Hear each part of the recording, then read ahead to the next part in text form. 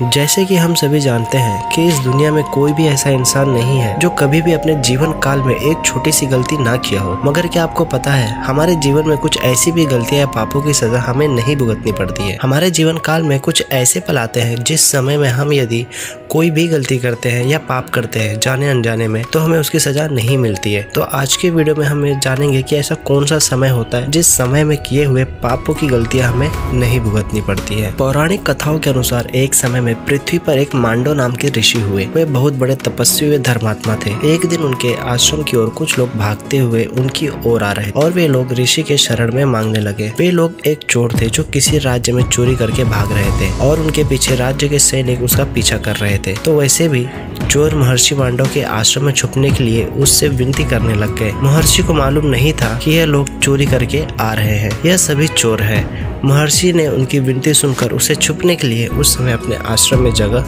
दे दी। उसके बाद उस राज्य के सैनिक भी उस ऋषि के आश्रम तक आ पहुंचे और महर्षि के आश्रम को तलाशने लगे। लेकिन सभी चोर अपना लूटे हुए धन उसी आश्रम में छुपाकर भाग चुके। और जब सैनिकों को वह लूटे हुए धन ऋषि का आश्रम से मिला तो सैनिकों ने ऋषि को चोर का साथी मानकर राजा के दरबार में ले गए। तब सैनिकों ने राजा को सारी घटना बताया। उसके बाद राजा ने महर्षि को भी चोर मानकर सूली पर चढ़ाने की सजा सुनाई। जब महर्षि को सूली पर चढ़ाई गई तो उसकी मृत्यु नहीं हुई, मगर उसे दर्द और पीड़ा सहनी पड़ी। यह सब दृश्य देखकर उस राज्य के राजा को एहसास हो गया यह कोई चोर या आम ऋषि नहीं है। तब उनसे राजा क्षमा मांगने लगा कि हे ऋषि श्रेष्ठ, हमें माफ कर दो, हमसे बहुत बड़ी गलती हो गई है। तब महर्षि ने कहा, हे राजा, हम तुम्हें तो माफ कर देंगे मगर उस धर्मराज को नहीं। इतना कहते ही वह महर्षि अपने तपोबल से यमलोक को प्रस्थान कर गए और वहां पहुंचकर उन्होंने यमराज से पूछा कि हे धर्मराज, हम अपने जीवन में कोई भी पाप नहीं किया, हम सदा परमात्मा की भक्ति धर्म आचरण करते जीवन व्यतीत किया है, फिर हमें जीवन में ऐसा कष्टदायक फल क्यों भोगना पड़ा। तब धर्मराज ने ऋषि मांडव को कहा कि हे महर्षि, आप अपने बचपन में कीट पतंगों को पकड़कर उनके पंखों में सुई चुभा दिया करते थे, यह उसी पाप का परिणाम था।